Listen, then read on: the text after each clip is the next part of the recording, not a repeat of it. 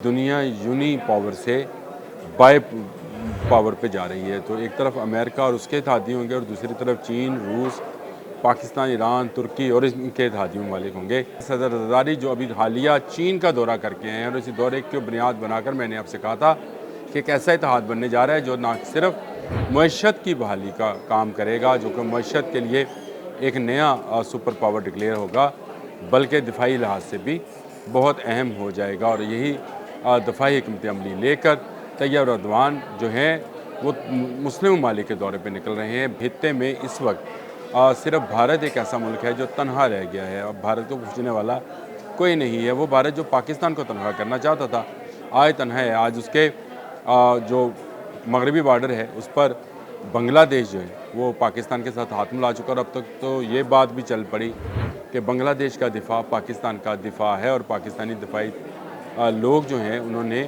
बांग्लादेश को इस बात की श्योरिटी दिलाई है कि वो उनके दिफा के लिए हर मुमकिन जो भी मदद हो सकेगी वो करेंगे।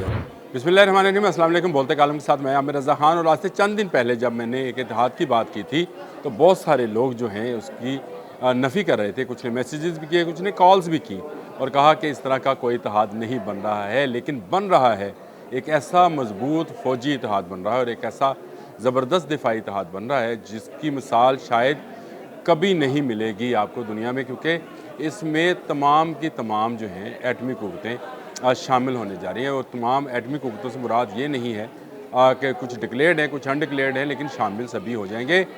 चीन, पाकिस्तान, ईरान, तुर्की, बांग्लादेश, रूस। अब मुझे बताएं इसको अगर एटमी इत्तेहाद ना कहा जाए तो क्या कहा जाए। आज ही जब सदर आसिफ अली ज़रदारी जो हैं पुर्तगाल जाते हुए इस्तांबुल एयरपोर्ट पर रुके तो तैयब एर्दोआन जो हैं मिलने के लिए उनको एयरपोर्ट पर आए। ये बहुत बड़ी डेवलपमेंट है। सदर ज़रदारी जो अभी हालिया चीन का दौरा करके आए हैं और इसी दौरे की बुनियाद बनाकर मैंने आपसे कहा था कि एक ऐसा इत्तेहाद बनने जा रहा है जो ना सिर्फ मईशत की बहाली का काम करेगा, जो कि मईशत के लिए एक नया सुपर पावर डिक्लेयर होगा, बल्कि दिफाई लिहाज से भी बहुत अहम हो जाएगा। और यही दफ़ाई हिकमत अमली लेकर तैयब एर्दोआन जो हैं वो मुस्लिम ममालिक के दौरे पे निकल रहे हैं। 10 से 13 तक यानी आज से शुरू होगा मलेशिया, इंडोनेशिया और फिर 12 को पाकिस्तान का दौरा करेंगे। और वो इसमें इस दौरे के दौरान उस हिकमत अमली जिसका मैंने इशारा आपको अपने थंबनेल में भी दिया है कि बहुत बड़ा प्लान लेकर आ रहे हैं। और ये प्लान ये है कि तमाम ममालिक जो हैं जिनके मुश्तरका मफादात हैं, जिनके तजारती मफादात हैं, जिनके इस्लामिक मफादात हैं, यानी आइडियोलॉजी के हिसाब से मफादात हैं, वो एक हो जाए और उनके साथ ऐसी दो बड़ी क़ुव्वतें जिनमें रूस और चीन शामिल हो जाए तो ये बहुत बड़ा फ़ौजी इत्तेहाद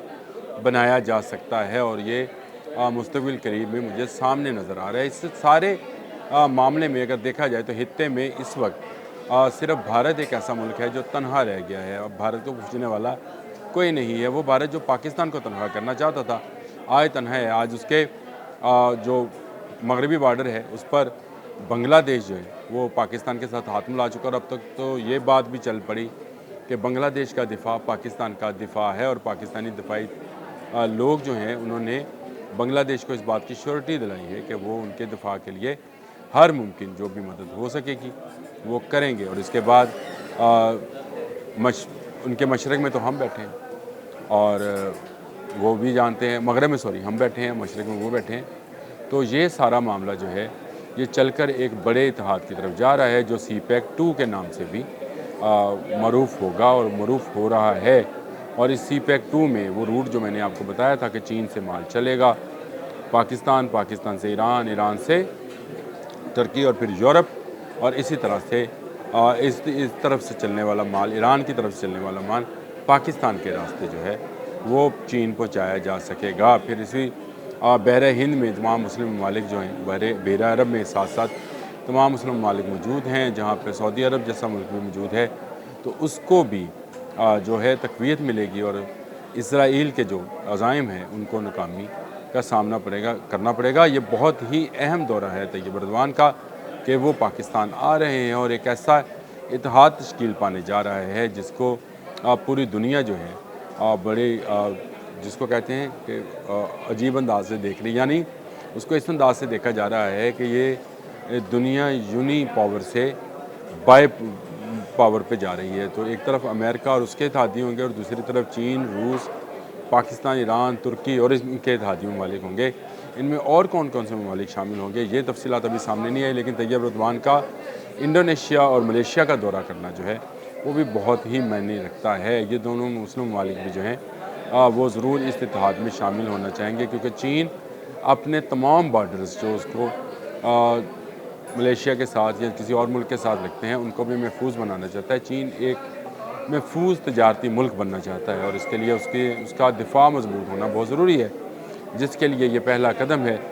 چین کا دورہ کیا پاکستان کے صدر نے، اور پاکستان کے صدر اب ایئرپورٹ پر طیب اردوان سے ملے، اور طیب اردوان ایک روز کے بعد پاکستان میں موجود ہوں گے اور بہت سارے جہاں پر باقی معاملات کو طے کیا جائے گا وہاں پر سب ممالک کے مشترکہ دفاع کی بھی بات کی جائے گی۔